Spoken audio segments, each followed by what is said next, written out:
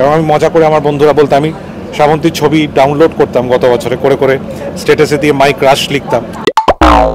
পরিচালক হিসাবে সমাজের বিভিন্ন বিষয়কে দর্শকদের সামনে নিয়ে আসার একটা দায় বর্তায় বই কি, আর সেক্ষেত্রে রাজস্বী দে কিন্তু বরাবরই সে কাজটাই করেছেন। তবে বলা যেতে পারে তিনি হিরো হিসাবে বেছে নিয়েছেন হিরোইনদের, মানে তার ছবিতে হিরোইনরাই আসল হিরো। সেটা এর আগেও প্রমাণ পাওয়া গেছে, আর বর্তমানে তার নতুন ছবি আসতে চলেছে যার নাম সাদা রঙের পৃথিবী। ইতিমধ্যেই যে ট্রেলারকে আপনারা ভালোবাসায় ভরিয়েছেন। এর পেছনে কারা থাকে, কে থাকে, এবার সব কিছু আমি সামনে আনবো। কেন বিশ্বনাথ মন্দিরের পাশে এত বড় মসজিদ, কেন দাঙ্গা, কেন তো মারপিট। আর আমাদের সাথে এই মুহূর্তে কথা বলার জন্য রয়েছেন পরিচালক Rajarshi De. Welcome to City Cinema Rajarshi De. এবং প্রথমেই যেটা দিয়ে শুরু করলাম যে পরিচালক হিসাবে বা একজন বিনোদন জগতের মানুষ হিসাবে যে কোনো ইস্যুকে, যে কোনো সিরিয়াস ইস্যুকেই দর্শকদের সামনে নিয়ে আসার একটা তাগিদ থাকে, সেইটা থেকেই কি সাদা রঙের পৃথিবীর মতো বিষয়কে বেছে নাও, উইডো ট্রাফিকিং? আমার মনে হয় নয়। আমার প্রাইমারিলি যেটা মনে হয় সেটা হচ্ছে যে আমি একটা পলিটিক্যাল স্টেটমেন্ট দিতে চাইছিলাম থ্রু ওম্যান এবং ওম্যান এম্পাওয়ারমেন্টকে মাথায় রেখে। এবং বেনারসের মতো পটভূমিকায় 1970s মঙ্গললাল মেঘরাজের মতো একজন ভিলেন এসেছিলেন।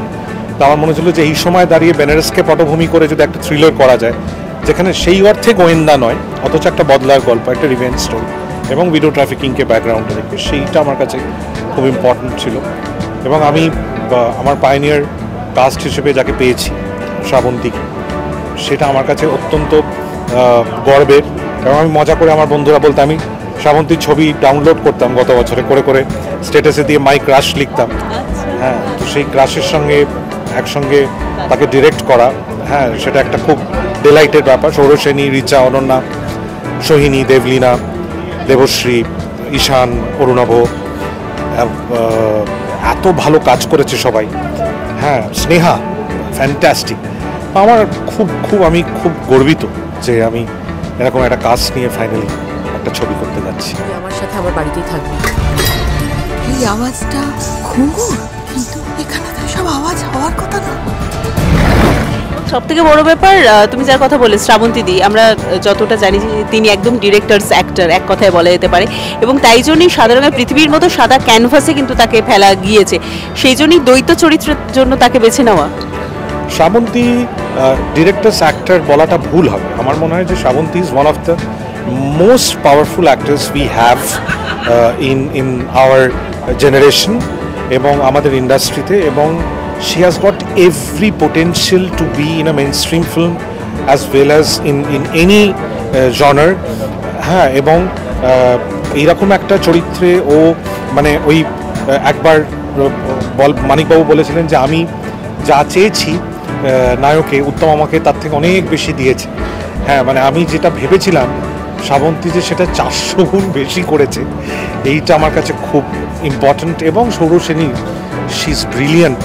হ্যাঁ, মানে আমি এরকম কম বয়সে এরকম অভিনেত্রী, she is the next star বলে আমার মনে হয়। যে ওর কাছে যা কাজ আসছে, খুব ভালো ভালো কাজ আসছে।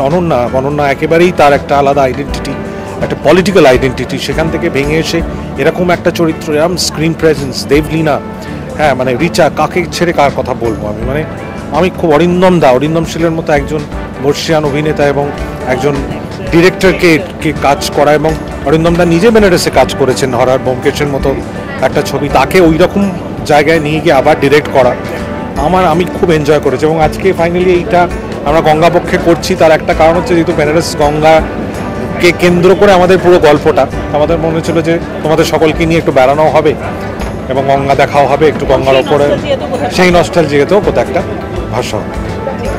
রাজস্বীদা, ঠিক যেটা আমি ইন্ট্রোতেও বলছিলাম যে এর আগেও দেখতে পাওয়া গিয়েছে যে তোমার ছবির বিষয়গুলি ভীষণ সিরিয়াস হয়, এবং সবথেকে বড় ব্যাপার তোমার ছবিতে কিন্তু হিরো হিসাবে হিরোইনদেরই দেখা যায়। তো তুমি এই যে নারী কেন্দ্রিক ছবি, সেটাকেই কি সামনে আরও নিয়ে যেতে চলো? হ্যাঁ, আমি একেবারেই হিরোদের নিয়ে ছবি করব না, এটা ডিসাইডেড।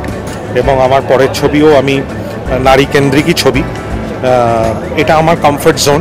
এবং আমার মনে হয় যে আমরা আমাদের স্টেটে যে হিরোকে 5 দিন ধরে ওয়ার্শিপ করি, আমার থেকে তার থেকে বড় হিরোই কেউ হয় না, যার 10টা হাত আছে, যে 10টা হাতে সব দিক সামলাতে পারে, সে আমার কাছে একটা হিরো।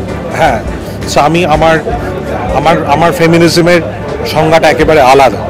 সো আমি সেটাই মনে করি, সেটাই কারণ এরকম একটা আনসাম্বল ফিমেল কাস্ট করা। এবং শ্রাবন্তী থেকে শিবানী এবং ভবানী দ্বৈত চরিত্রে দেখতে পাওয়া যাচ্ছে। শিবানী না ভবানী, কোন চরিত্রটি কিভাবে সামনে আসছে, যদি তুমি একটু হালকা ঝলক দাও, বাকিটা তো ছবি রয়েছে। দে আর টুইন সিস্টার্স এই গল্পতে, দুজনে যমজ বোন, তারা একটা সময় বিচ্ছিন্ন হয়ে গেছিল। আমার কাছে ভবানী খুব প্রিয়, তার একটা কারণ হচ্ছে যে ভবানী শ্রাবন্তী একেবারে একটা নটোরিয়াস ভিলেনের পাঠ করেছে, মানে একদম প্রায় ব্রুটাল ভিলেন, হ্যাঁ, যেটা একেবারে কেউ কোনোদিনও শ্রাবন্তীকে দেখেনি। খারাপ ভাষা ব্যবহার করতে কেউ কোনোদিনও শ্রাবন্তীকে শোনে। সো সেই শ্রাবন্তীটা একদম আলাদা শ্রাবন্তী, এবং এই শ্রাবন্তী আমার কাছে খুব চিরস্মরণীয় শ্রাবন্তী হয়ে থাকে। Thank you so much. তাই দর্শকেরাও যাতে এই চিত্রটা উপভোগ করতে পারে, তাই 23শে ফেব্রুয়ারি আসছে সাদা রঙের পৃথিবী। তুমি যদি তোমার দর্শকদের আমন্ত্রণ জানিয়ে দাও। আমি শুধু এটাই বলতে পারি যে 22শে জানুয়ারি আমাদের দেশে একটা সার্কাস হয়েছিল, সেটার কোনো প্রতিবাদ আমরা করতে পারিনি। 23শে ফেব্রুয়ারি ঠিক এক মাস পরে সাদা রঙের পৃথিবী সেই প্রতিবাদ হয়ে আপনাদের কাছে আসছে। Thank you so much রাজস্বীদা।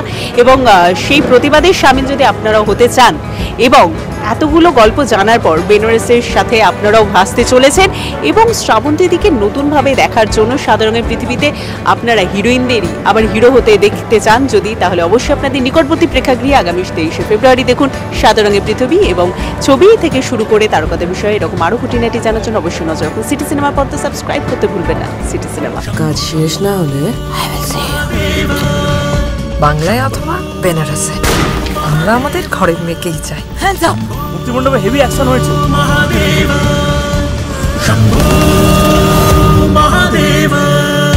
টলিউডের latest update, gossip and entertainment পেতে সাবস্ক্রাইব করুন শুধুমাত্র সিটি সিনেমা, আর ফলো করুন সিটি সিনেমার Instagram, Facebook, Twitter and ShareChat page.